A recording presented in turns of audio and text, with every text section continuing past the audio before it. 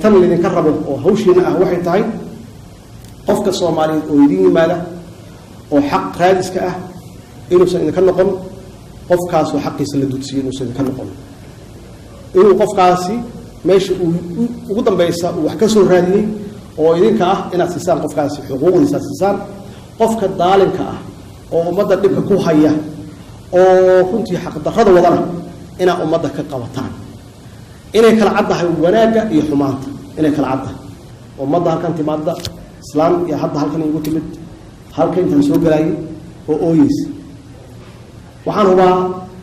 kubaanku saasoo kala ah inay hor yimaadaan marka waxaa la rabaa marka naxariistii ka soo koob diintiini iyo aaminkeedin aaminay in qofkaas ooyaya uu ku noqdo oo xaqiisii la qaatay ama xaqiisii la dudsinayo isagoo faraxsan oo aaminsan inuu leeyahay dawlad iyo garsoore caadil ah anu waxaan ka ballan qaadayaa inaan garab taaganahay waxaan ka ballan qaadayaa inaan la shaqeeyo idinkana waxa la idinka rabaa ummadda Soomaaliyeed markay inay proud idinku noqoto idinku hanweynaato oo markay ay meesha yimaadaan qalbigu u degan yahay 193 dawladood adduunka jirta waxa ku jirnaa kaalinta koowaad ee wadanka ugu musuqmaasuq badan adduunka meeshan waa meesha lagu saxayo marka magac xumadaas iyo sharaf xumadaas iyo karaam xumadaas meesha lagu saxayo waa meesha maxaa yeelay markii dawladdu ay soo qabato laamaha kale dawladdu ay soo qabtaan qofkii ay idin hor keenaan waxa la rabaa qofkaasi hadduu yahay qof wanaagsanna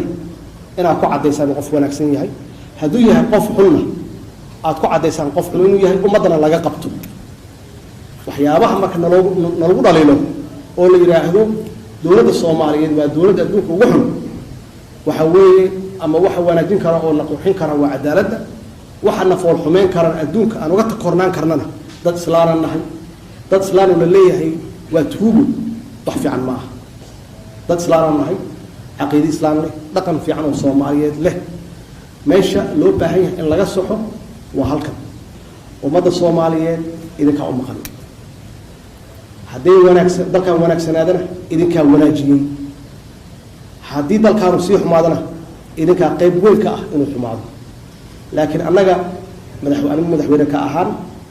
iyo xukuumad ahaanba waxa weeye waxaan ku boorinaynaa hawshaas aad leedihiin aan ladinka soo fargelin sida ilaahay idinku ogyahay aad u qabataan oo ku dhisan cadaalad waxaan ugu wallahi waxaan ugu billahi waxaan ugu tallahi inaan ummadda Soomaaliyeed ugu shaqeyno cadaalad